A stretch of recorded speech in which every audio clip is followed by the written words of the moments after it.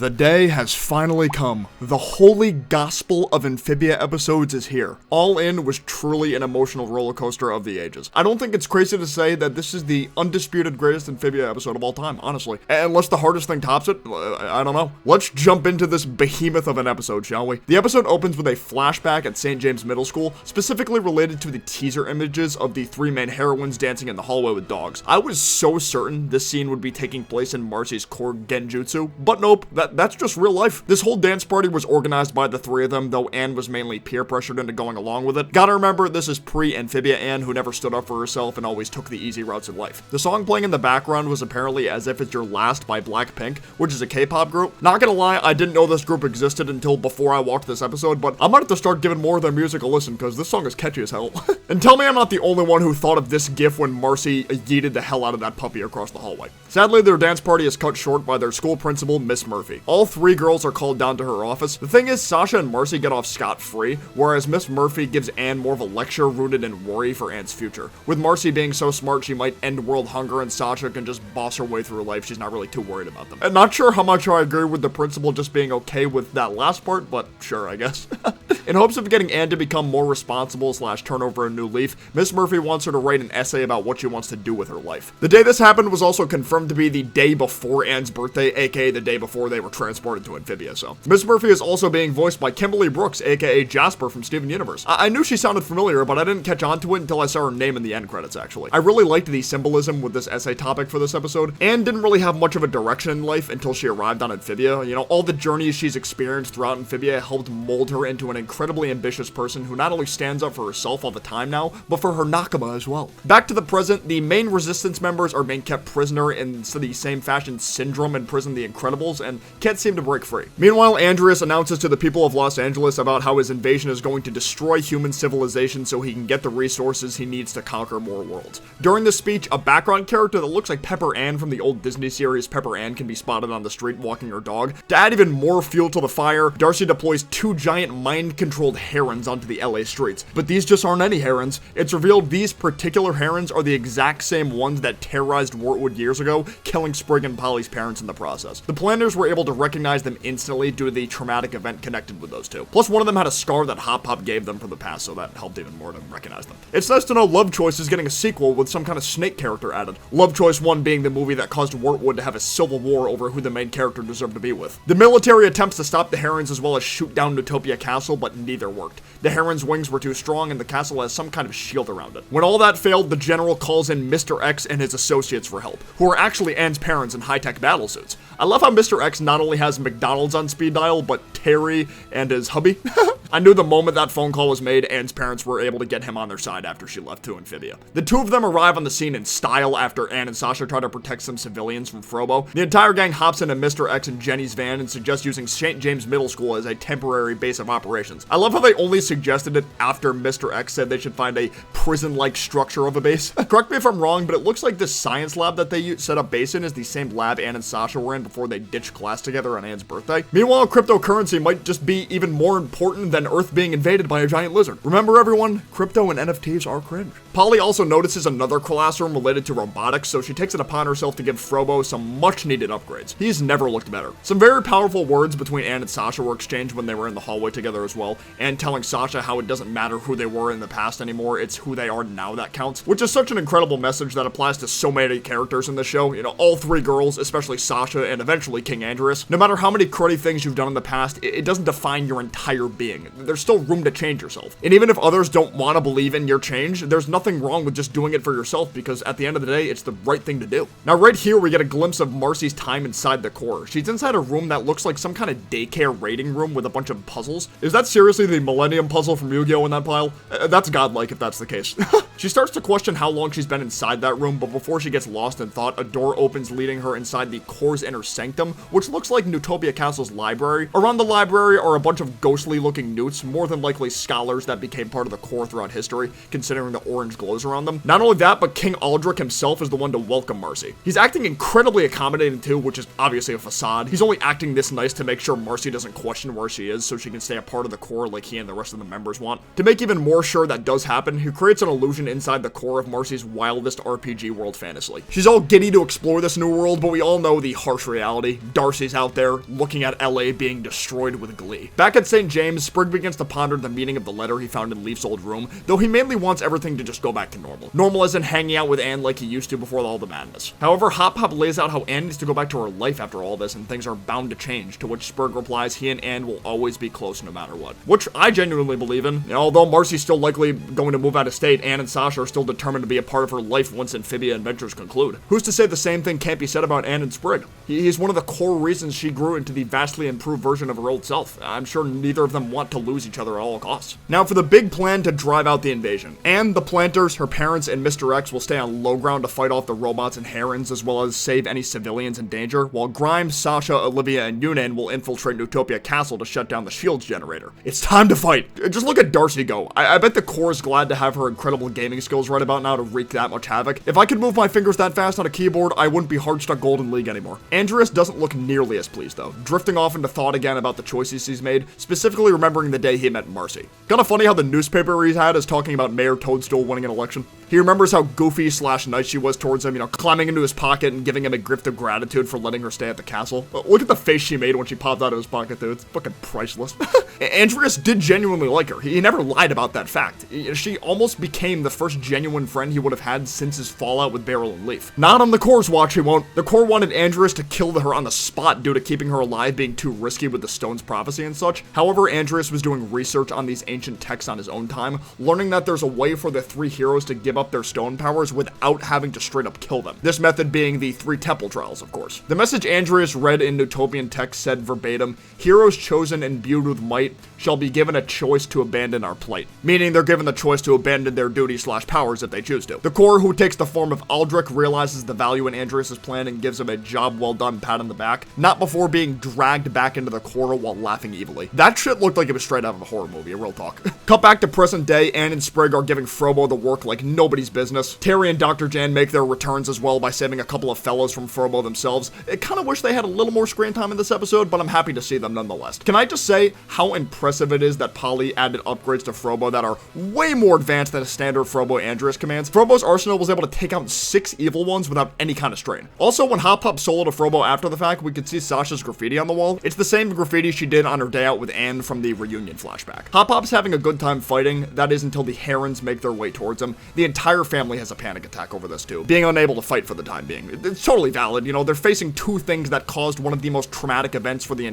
entire current Planner family. It's a lot to take in during an already stressful situation with Andreas and Darcy invading Earth. Shout out to Frobo for rescuing them during that time of need. Now we get to see the Sasha group POV. They're able to make it inside the castle with the relative ease, though unknown to them, a whole group of cloak bots are waiting to scrap. Very glad these types of robots returned. Definitely my favorite Frobo design besides Frobo 2.0. The episode quickly cuts back to Marcy's infinite Tsukiyomi for a bit. I like how the sky in her fantasy shows both the regular Earth moon as well as Amphibia's red moon in the sky at the same time. Marcy tells Aldrich she's starting to get lonely, so he whips up a couple of fake versions of Anne and Sasha, even giving them and Marcy new fits to better suit the fantasy world they're in. Now, I'm not sure what Marcy and Sasha's outfits are references to, but I'm positive Anne's outfit is supposed to be a nod to Link's base outfit from Legend of Zelda Breath of the Wild. If anyone's got an idea what Sasha and Marcy fits are based off of, let me know in the comments below. Back on Earth, Anne and the planners notice the Boon Choi's in danger trying to hold off the herons. Seeing the Boon Choi's in such a dangerous situation motivated the planners to finally fight back. They refused to let the herons win again and let them take away even more loved ones from them. It's such a powerful moment seeing the planners overcome their trauma like that. Kinda quick, but hey, it's a kid show about talking frogs. The icing on the cake was seeing the herons be defeated by Leaf's Planner family dance, all 3 of them doing it at the same time at that. Anyone else notice when Anne was inside that parking garage with her parents, Lightning McQueen was parked behind them? Very nice Easter egg. Darcy sees the herons destroying Frobo now and orders Andreas to get out there and fight. And if he fails, he can forget about ever joining his father inside the core. Meanwhile, Sasha tries to enter the shield generator room, room, but is stopped by a cloak bot. Olivia and Yunan decide they'll stay back to hold off the cloak bot so Grime and Sasha can advance.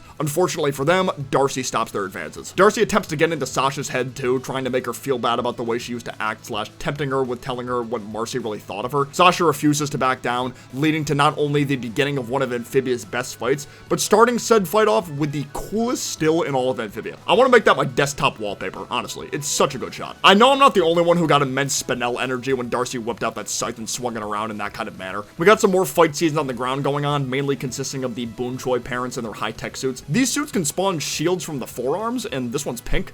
Steven Universe is everywhere I go. I just can't escape it from this episode. I just can't. It's time for Andreas to take the stage now. He comes out wearing a giant Gundam-like suit ready to scrap. This suit was not only shown in the promo poster for All In, but the early workings for it were shown in Andreas' flashback when he was chasing Leaf in the Core and the King. Meaning this suit has been a project for over 1,000 years in the making. Andreas decides he'll make a deal with Earth. If Anne can defeat him in a one-on-one fight, he'll call off the entire invasion. But if she loses, the invasion continues. Before heading up there, Anne looks at the Who Am I essay topic Mrs. Murphy gave her one last time. Looking back on how the reason she always took the easy paths in life was because deep down, she didn't really love herself. But the planners and her time on Amphibia changed all of that. This resolve is unmatched. As the fight is about to begin, we get glimpses of people she knew watching her on the news in shock. Mainly Maggie, the girl who tried to bully Anne on her birthday, and Mrs. Murphy at home. Mrs. Murphy's house looks like she hasn't left since COVID. All those paper towels stocked up with a barricaded window, but she probably did this as a way to protect herself from a Frobo or something. The action scenes for this fight were insane. Even if Anne was at a disadvantage during the start, both she and Andreas looked so badass. This fight almost confirmed to me that both Anne and Andreas are bare minimum building level in terms of strength, but more than likely higher. The sick action scenes don't stop there. Look at Darcy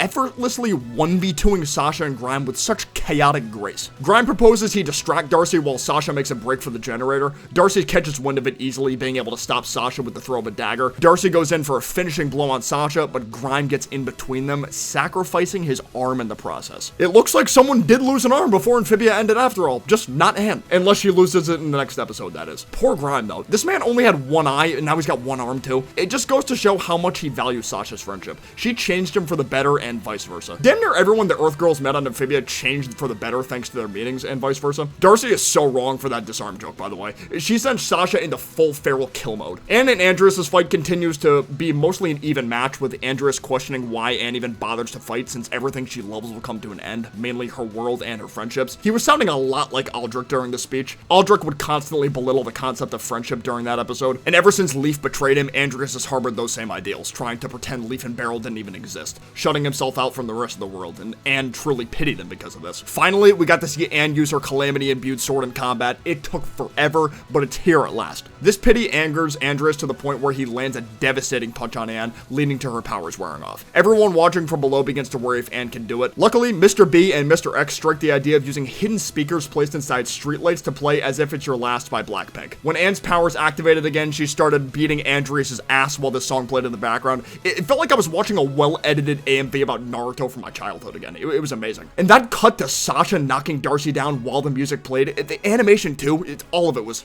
chef's kiss. Notice how Darcy's blood is green here too. Does that mean even though Marcy's Calamity powers were drained from the first temple, there's still some lasting side effects from their initial encounter with the stones? If that's the case, Anne's blood could be blue too, maybe? It's food for thought. To regain the upper hand, Darcy creates an illusion similar to the one the Core created in Olivia and Yunan, this one consisting of multiple floating heads of Anne and Marcy calling Sasha's name. Sasha claims this isn't enough to distract her, but Darcy still lands a devastating slice on Sasha's back, leaving a giant scar in the process. We got to see more of Marcy's Mindscape adventures after this. She suggests where to go next, and the Anne and Sasha doubles say they just want to do what Marcy wants no matter what. Those words are what got Marcy to understand something was wrong with this fantasy. The idea of Anne and Sasha wanting to do the same things as her was such an impossible scenario to make real. Marcy had been dealing with those two not being as passionate about nerd stuff her entire life. No matter how hard she tried to get them into it, it just never worked, and it hurt her bad. There's no way she'd ever be able to forget those feelings. But she also comes to accept the fact that forcing them to like what she likes isn't, a very good idea either. Those two concepts can be mutually exclusive, believe it or not. Aldrich's true colors begin to show as well, losing his patience with Marcy and wanting her to be assimilated into the Core already. But she's ready to face the reality she tried to escape from once and for all, with Anne and Sasha being her only rays of hope left in this world. Primary Calamity Lotus! Anne continues whooping King Andreas' ass Gundam suit into oblivion. Sadly, right as he's on the brink of losing,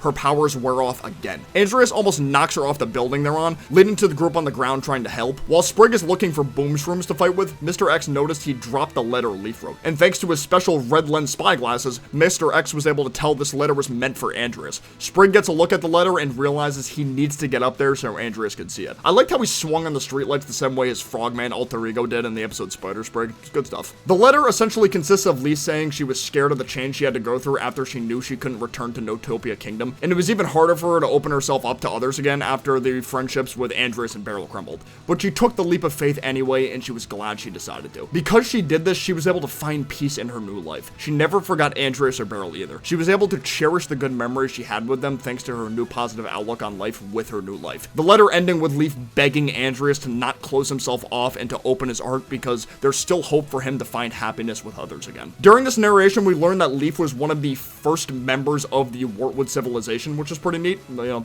she was there when the population was 8. We also saw a clip of Marcy smiling when Leaf mentioned Andreas opening his heart again. Marcy was going to be that person to get him to open his heart again. You know, she almost was, and clearly part of him deep down almost gave into this happiness, though the core prevented all of it. For the first time in present day, we see Andreas completely break down. The realization that Leaf never forgot him and still held the times they had together before the incident in high regard was too much for him to handle. Andreas wants to get better, but thinks it's too late due to all the pain he's caused others over the years. But if this episode has taught us anything, it's the past doesn't completely mold who you are. It's never too late for positive change. It's a shame nobody got to give Andreas more of a talk by the time this episode ended. Darcy just saw him breaking down and took it upon themselves to mind control him if he can't fight with his own will. When Darcy said they're all Andreas will ever have and will ever need really got to me. It gave me a very Obito and Madara from Naruto dynamic vibe. While Darcy was busy trying to control Andreas, Sasha takes it upon herself to go for one last attack, claiming she's not the same person she used to be. It looks like she missed, but in reality, she broke the connection cord to the helmet, leading to Darcy being taken down once and for all. Now it's Anne's turn to finish what she started. Her powers return and she goes for the finishing blow. Andreas watches her fly towards him, remembering the words from Leaf's letter about opening his heart again, and Andreas opens the top half of his suit, allowing Anne to finish him off. For the first time in 1,000 years, Andreas did the right thing. What an insanely well-written character King Andreas is.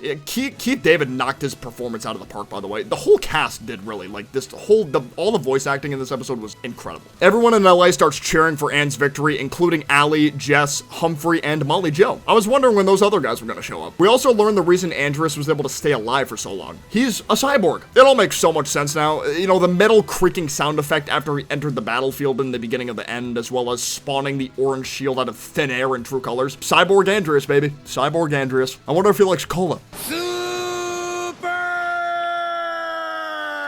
He tells Anne that she has to get up there to save Marcy as soon as possible. Anne arrives to see Sasha holding a still unconscious Marcy. They both start crying, saying they forgive her and want her back. Marcy quickly wakes up in tears as well, apologizing for everything she's done. Anne reassures her that their bond can never be broken, no matter how much distance is between them or how much time passes. The parallels between these three and Andreas' old friend group never cease to amaze me. Andreas and his friends feel like a version of the Earth trio that went horribly wrong. They seemed like they were beyond saving, but thanks to Andreas living for so long and now realizing his wrongdoings, the memories of his old friends will no longer be forgotten and or remembered in a negative way. In a twisted way, turning himself into a cyborg to make sure the Earth invasion could happen one day is what saved the memories of that friendship. If he died still bittersweet / willingly forgetful about it all, that circle would have ended on a bad note. Never a better way to end a victory with a group hug. All's well that ends well. Or is it? The gang returns to Amphibia and we see the rest of the resistance is actually back on the battlefield still fighting Trobo. Olivia announces Darcy and Andreas have been defeated and everyone cheers with joy. It's far from over though. Just like what Leaf saw in her vision after touching the box, the Blood Moon is now hurtling towards Amphibia. And based on the short promo for this finale, the core is going to be the one taking control of the moon, and they're going to need all 3 calamity powers to stop it. Now it feels like there's more meaning to the part of the prophecy about the heroes expelling the night now, since, you know, the moon is part of the night sky and all. I love it. What an incredible episode though. Let me know what you guys thought of it down in the comments below.